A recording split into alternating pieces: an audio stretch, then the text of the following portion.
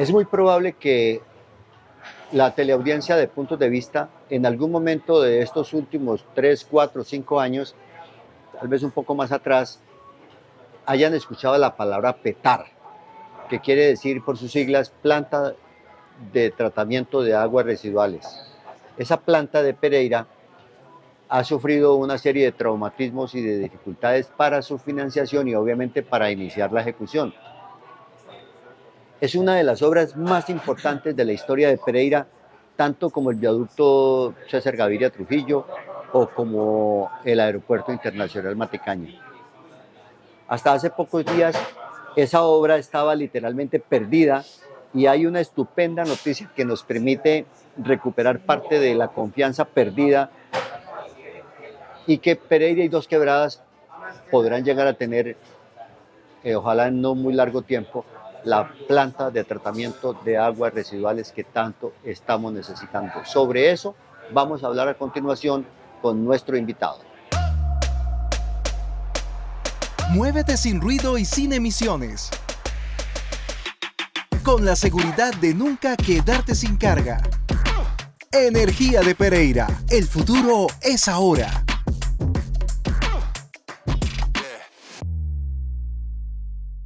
Nuestro invitado es el doctor economista Juan Nicolás Gaviria. Él es miembro de la Junta Directiva, hace poco entró en calidad de principal, venía siendo suplente y le ha hecho la seguidilla al asunto de lo que hemos llamado la crisis de aguas y una de esas o factores de crisis es nada más y nada menos que la frustración, entre comillas, hasta este momento de la planta de tratamiento de aguas residuales de Pereira. Doctor Juan Nicolás, gracias por aceptar esta invitación del programa Puntos de Vista, que es el programa de los líderes de opinión de Pereira y Risaralda, y usted es uno de ellos. Muchas gracias, Luis, muy amable. Doctor Juan Nicolás, para dar comienzo a este programa de una manera más o menos ágil, explíquenos un poco a quién beneficia la PETAR. Al país entero. ¿En serio? Sí, señor, es un proyecto transversal. Hay que entender varias cosas con respecto a la PETAR, Luis.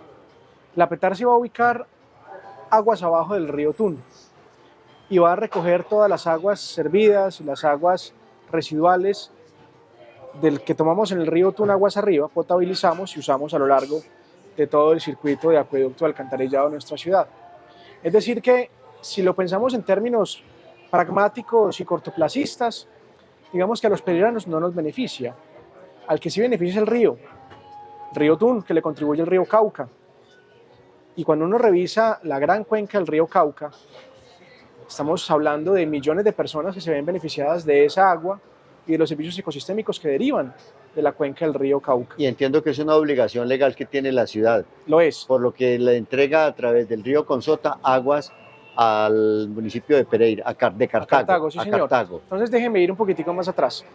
El proyecto PETAR es un proyecto que viene desde hace muchos años generando infraestructura y generando hitos y momentos en su desarrollo.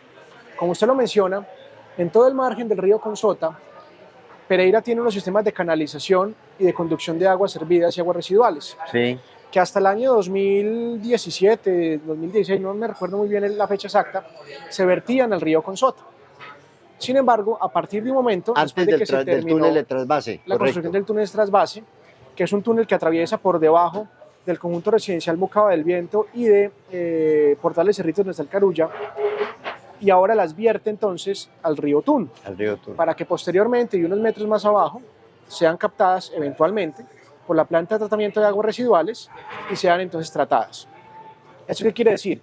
Que todas las aguas servidas y residuales que se conducen al margen del río Consota ya no se vierten al Consota, sino que pasan al Otún, y lo mismo las del Otún, se vierten al Otún, pero se van a tratar en este punto.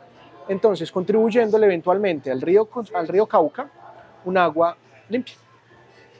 Ahora, eso es en el corto plazo. Toda el agua que viene cargada de contaminación se convierte con la PETAR en agua limpia. Sí, señor. A ciertos grados, 90, 95, hasta el 100% incluso, dependiendo de la tecnología que se puede usar eventualmente. Ahora, tecnología y eventualmente. Hablemos un poquitico de eso. Ubíquese en el año 2050, Luis. Sí. Pensémonos en el año 2050 con una población cercana al 1.000.000 de habitantes en ese territorio. El río Tun no nos va a dar abasto. El río Consota de pronto tampoco nos va a dar abasto. El agua subterránea de Cerritos de pronto tampoco nos va a dar abasto. Vamos a tener que ver entonces una situación, y no es una situación penosa, es una realidad que hoy muchos países del mundo y territorios del planeta ya han sobrellevado y la manejan muy bien, y es recircular el agua después de tratada al sistema, como agua para el consumo humano. Con la tecnología que tenemos hoy, sin tener que cargar químicamente el agua, yo puedo potabilizar esa agua hasta un 100% y reintroducirla al sistema para el consumo humano. Eventualmente no tendríamos que llegar a eso, pero sí, por ejemplo, para uso industrial. Sí. Podríamos pensar esa agua sin ningún inconveniente. Es más, el agua, después de que sale de la petar como la tenemos diseñada en este momento, podría servir perfectamente para cultivos agrícolas. Imagínense, por ejemplo, una idea aquí para los visionarios de ciudad. Y en este momento está desperdiciada, ¿cierto? Pues en este momento no se está potabilizando, en este momento la estamos vertiendo al río. Imagínense usted poder generar un túnel, un tubo de conducción de esa agua ya limpia hasta el ingenio Risaralda. Y con esa agua hacer los riegos. Que necesita el ingenio Risaralda. Una belleza, ¿no? Economía circular. Ya que usted la vez pasada me estaba hablando de los ciclos del agua, ¿se acuerda? Claro, que en el Plan Nacional de Desarrollo el actual gobierno obliga a las empresas de acueducto y alcantarillado a trabajar en los ejes estratégicos de cada compañía. En el caso de la empresa de Aguas y de Aguas, tienen la obligación de alinear la estrategia local con la estrategia del Plan Nacional de Desarrollo en los llamados ciclos del agua, tema sobre el cual tuvimos aquí en este canal y en este programa la oportunidad de hablar a raíz de un foro que realizó la Asociación de Ingenieros de Risaralda, AIR, un foro del agua, y en el que nos habló la doctora Gloria Inés Acevedo Arias, que es asesora del viceministro de Aguas, precisamente. Pero venga, le termino una historia. Usted imagina que yo pueda, después de que potabilizo esa agua, o la limpio, o se lo sumo, y la conduzco por un canal hasta abajo, hasta el Valle de Risaralda. Estoy hablando de una cabeza, es decir, de una diferencia en altura de 100, 200 metros aproximadamente. Sí. Yo abajo podría montar una PCH y generar energía con eso. Imagínense lo bonito. Y además vender el agua. Imagínense lo bonito en bloque. Pero bueno, lo importante de la petar es lo siguiente. Utilizando una materia prima gratis. Ojo con eso, ¿no? No, esa no es gratuita porque acuérdense que le estamos pagando a la Carder. Pues sí, pero la producción es gratuita, o sea, el agua viene desde la montaña. Tampoco. Tampoco. Usted no la hizo. Yo por ahí leí un documento en estos días de alguno de esos opinadores que tiene Pereira muy inteligentes, donde decía que el agua es gratis. Qué pena, error craso. Sí. No, eso no es gratis. Y potabilizarla menos, que es gratis. Y conducirla menos, que es gratis. Pero la materia prima sí. No, ya, o sea, viene del nevado, viene del... La conservación obviamente tiene sus costos. Usted me lo dijo en la entrevista pasada, es un bien finito, no finito, renovable. Sí, por supuesto. Ergo gratis no es. De acuerdo. Sí, tiene un costo y tiene un... Profundo. Sí. Garantizar la regeneración de ese recurso implica inversiones de acuerdo. En infraestructura ecosistémica, en infraestructura social, en cultura y educación social. Eso no es gratis. Entendido, sí. Pragmáticamente y de pronto un poco obtusa y no miope más bien, sí podría usted decir que es gratuita. El economista es usted. Exactamente. Entonces, está muy bien, sí. Cuando sí. usted está hablando de un recurso no renovable como lo es el agua en este caso, como lo tenemos ahora, donde estamos interrumpiendo los ciclos del agua y tenemos que hacer inversiones en reconstruir la infraestructura ecológica principal de nuestra cuenca media y alta para poder garantizar su regeneración, no estamos hablando de un recurso gratuito. Y a eso súmele la cuota que le tenemos que pagar a la Carder por captar el agua. Y a eso súmele la inversión en infraestructura que tenemos que hacer para poder conducirle, no la hemos potabilizado. Ahora súmele la potabilización, ahora súmele el bombeo en algunos sectores de la ciudad. Y todo eso tiene un costo. Por supuesto. Por supuesto. Pero avancemos entonces en el tema, doctor Juan Nicolás Gaviria, en el sentido de que estamos planteando a quién beneficia una petar. Y quisiera hacer un paréntesis en ese aspecto, doctor Gaviria, para señalar de manera específica que el gobierno nacional tiene un proyecto macro de construir en este cuatrienio 7, creo que son 7 plantas petar. Sí. Y obviamente si no se hace la de Risaralda en este cuatrienio de gobierno Petro, ¿cierto? Esa meta no se podría cumplir al 100%. Buena pregunta. En la reunión que tuvimos la semana pasada en el Departamento Nacional de Planeación, el director, que me dejó gratamente sorprendido, tengo que decirlo, un tipo aterrizado, sí, un tipo coherente, un tipo con el país en la cabeza, sí, y con una ¿Sabe qué me pareció particular de ese hombre? Le duele esa falta de compatibilidad entre la política y el desarrollo de los Le territorios. duele el país, que es el problema del país, Sí. es ese. Bueno, muy interesante lo que habló el hombre y habló de las De lo petares. que llamaba Gaitán el país nacional y el país político. Tal cual. Cierto, tal cual. Esa fue la discusión que puso sobre la mesa. ¿Sí? Entonces él decía, mire, si a mí me dejaran los políticos decir que la línea estratégica de este país en términos de desarrollo es el saneamiento hídrico, yo me gasto toda la plata de este país en petares, Claro. pero los políticos no lo dejan. Y uno entiende, hasta un punto, esa mezquindad y ese egoísmo de esa gente. Pero No se perdóneme, podemos decir ahí en ese punto que la clase política, que el grupo político, el bloque parlamentario, como lo llaman, de Risaralda, es un capítulo aparte y es consciente de la necesidad, porque la gestión que hicieron ustedes en Bogotá hace ya algunos días, recientemente, Gracias a Pro Risaralda y el bloque parlamentario. exactamente, Pro Risaralda, que es una organización que De la Sociedad de Mejoras está Públicas. manejada en la Sociedad de Mejoras de Pereira, que ya no son públicas. Ah, no. No, eso es una ciudad Bueno, privada. tiene toda la razón, porque Sí. hace mucho rato dejó de hacer Tienen obras origen públicas, en la sí. Sociedad de Mejoras Públicas que fundó por allá don Manuel Mejía 1900, Robledo, sí, señor. ¿cierto? En 1900, a Iniciando, principios del sí. siglo. Oiga, el libro interesante de las actas de esa entidad lo tiene. Sí, y se transformaron, claro, inclusive Hugo Ángel Jaramillo escribe un libro que yo tengo sobre la historia de la Sociedad de Mejoras Públicas Préstemelo. en esa época. Y yo tengo el de las actas. Excelente, es Le excelente recibo libro, el otro prestado si donde puede. muestra todo el perrenque del civismo pereirano del Impresionante. principio Eso le del iba a siglo. decir. Si Es uno quiere impresionante. entender esta tierra cómo se hizo. ¿Cuántos años tiene usted? 39 apenas. Que apenas está empezando. Apenas está empezando. Yo lo doblo. Si uno quisiera entender por qué es que somos tan cívicos como somos, hay que leer esos dos libros. De acuerdo, pero entonces continuemos con el tema. Yo le presto y si quiere le regalo el libro. Ah, que sí, lo si tengo. me lo va a regalar. Sí, se lo claro, recibo. porque ya me lo leí. Y tengo, pues, por lo menos en mi conciencia, claro cuál es el sentido, el alcance, la profundidad de lo que fue el civismo pereirano, ¿cierto? Algo que debería existir como cátedra en las escuelas, pero Sí. estamos muy lejos de eso todavía. Pero bien, ¿cómo retomamos el punto? Vamos a un mensaje y regresamos para que retomemos ese aspecto de a quién beneficia la PETAR y qué fue lo que hicieron ustedes en Bogotá para recuperar el proyecto, para hacer posible que ese proyecto de construcción de la planta de tratamiento de aguas residuales, que a octubre del año pasado, con una carta que envió la ministra de Vivienda a la alcaldía de Pereira, creo que fue el 11 de octubre, o sea, un año después, estemos dando una buena noticia en el sentido de que se hizo una gestión muy importante en la que participó Pro Risaralda, de lo que estamos hablando hace un instante, que es uno de las áreas de trabajo de la Sociedad de Mejoras de Pereira, el bloque parlamentario y algunos funcionarios de la empresa de Aguas y Aguas, como en su caso, como miembro de junta directiva. Hola, bienvenido al Parque Consotá, tu punto de encuentro para la diversión familiar. Goza de un recorrido lleno de aventura y recreación, donde tendrás momentos inolvidables. Porque lo mejor de la diversión lo vivimos en el Parque Consotá. Entrando al grano, doctor Juan Nicolás Gaviria, ¿cuál fue el acuerdo logrado con el director de Planeación Nacional? El acuerdo logrado fue el siguiente, Luis. Partamos de lo fundamental. Hoy ya contamos con unos recursos, más del 50% del presupuesto necesario para poder llevar a cabo la obra a precios de hoy. ¿Qué logramos entonces? Que a partir de enero se tramite en el Ministerio de Hacienda, a solicitud del Viceministerio de Agua y Saneamiento, la redacción y trámite de un COMFIS y un COMPES que garantice los recursos para el cierre financiero y sean entregados al proyecto en el año 2028.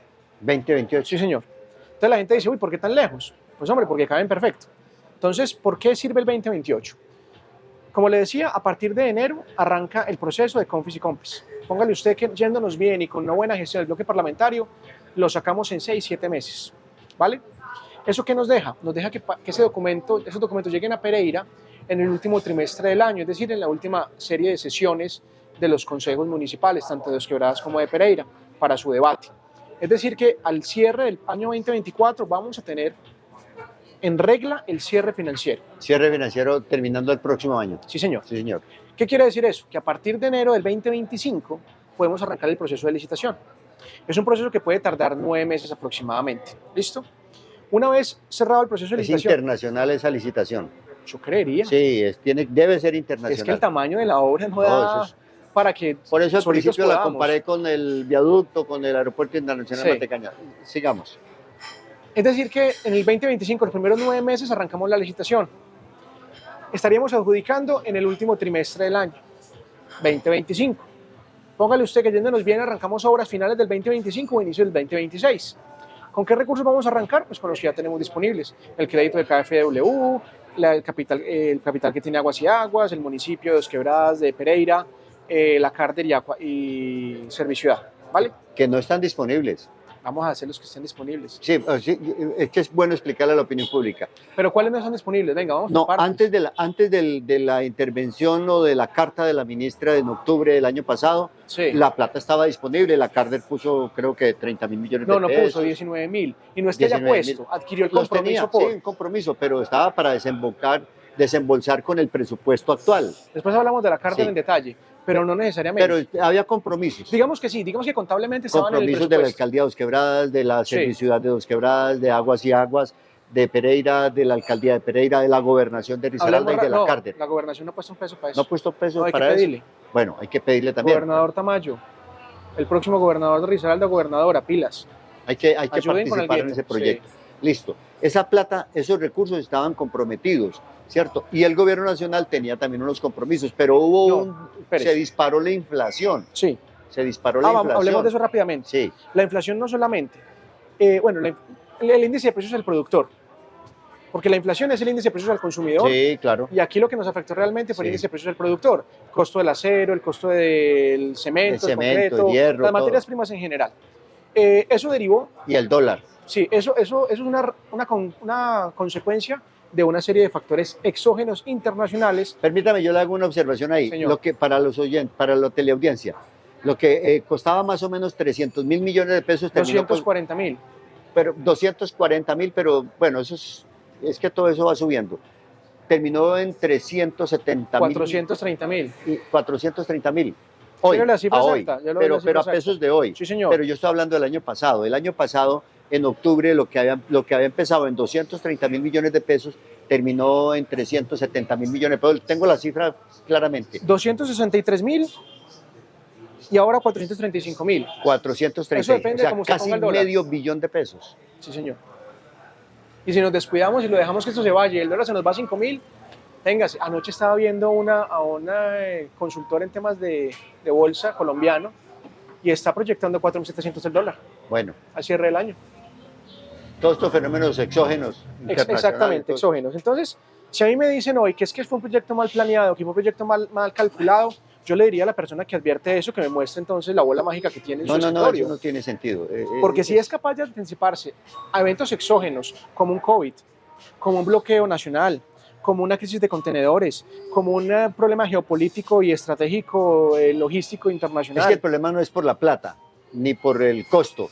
El problema es por el trámite. Y el problema es Los tiempos porque que deriva de hubo los trámites, un claro. infierno político ahí, un pequeño infierno político que se presentó con el nuevo gobierno, Sí. con las elecciones que se venían Sí. encima, con las sospechas de que iban a agarrar esa licitación y iban a meterle politiquería. Hubo una serie de condimentos y de cosas que dejó mal preparado el plato. Mire una cosa, y eso lo dejamos para otra entrevista si quiere.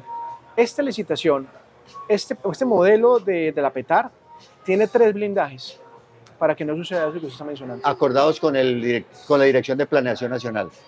3 No, blindajes. De antes, Desde antes, sí. En la forma en la que se ejecuta, en la forma en la que se paga y cómo se vigila. Pero después hablamos de eso. bueno, muy bien. Entonces, venga, entonces estamos en Regáleme la una pausa, vamos al último mensaje Hágale, de comercial y regresamos para el cierre del programa. Pereira ya cuenta con su hospital público veterinario. Pelulandia abrió sus puertas para seguir cuidando la salud de nuestros peluditos. Servicios como laboratorio clínico, sala de rayos X para tomar placas, quirófanos dotados con la mejor tecnología para realizar los procedimientos que sean diagnosticados por los expertos para las mascotas. Pelulandia cuenta con instalaciones para hospitalizaciones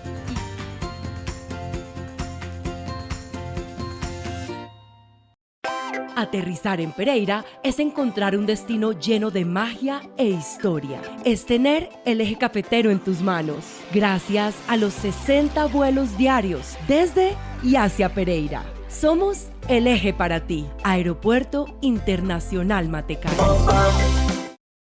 Doctor Juan Nicolás, entonces, si tuviéramos que hacer un punto concluyente de esta primera parte del programa sobre la PETAR, que es un proyecto absolutamente importante para la región y para el país, como usted mismo lo ha dicho, ¿cierto? ¿Cómo lo enfocaríamos? La PETAR no se murió, jamás se murió, la PETAR sigue viva. La PETAR es un proyecto estratégico no solamente para Risaralda, para Pereira, sino para la nación. Para el país. No lo digo yo, lo dice el director de Planeación Nacional. Sí, señor. ¿Vale? Es un proyecto que ya estamos muy claros en cómo lo vamos a financiar. Es un proyecto que será un detonante de irrigación en recursos para el territorio, porque eso va a generar empleo, eso va a generar dinámicas en proveeduría de circulación de dinero. Igual que lo está haciendo el Pílamo, por ejemplo. Sí. 600.000 millones de pesos, eso irriga porque irriga. Sí, por supuesto. Es un proyecto que nos pone a sonar, es un proyecto que nos genera sobre todo una virtud estratégica. Y es que en el año 2050-2040 podríamos contar con una cuarta fuente de recurso hídrico. De recurso hídrico. Más agua, que es lo que va a necesitar el mundo.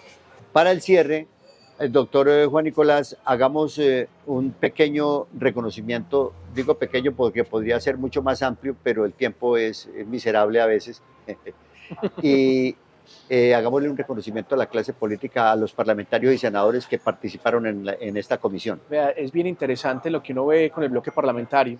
Uno los ve en redes y en espacios privados que tiran muy duro, pero en lo que respecta con esos proyectos estratégicos del municipio, lo que es la PETAR, lo que es el hospital de cuarto nivel, uno puede ver articulación y uno puede ver coherencia en la búsqueda del objetivo común. Eso merece un aplauso y un reconocimiento. O sea, ponen por encima de sus intereses políticos, que generalmente no son muy altruistas, Sí. sino por los votos y por los Sí. negocios y por cosas de esas. Pues yo no diría, no sé si los negocios, pero lo que Sí. yo sí le puedo decir es que el ego juega ahí mucho. Y uno puede escuchar en la narrativa como que ellos tratan como de llevarse ahí el mérito narrativamente, pero transversal y subyacentemente está la búsqueda de esos proyectos para el territorio, y eso es importante.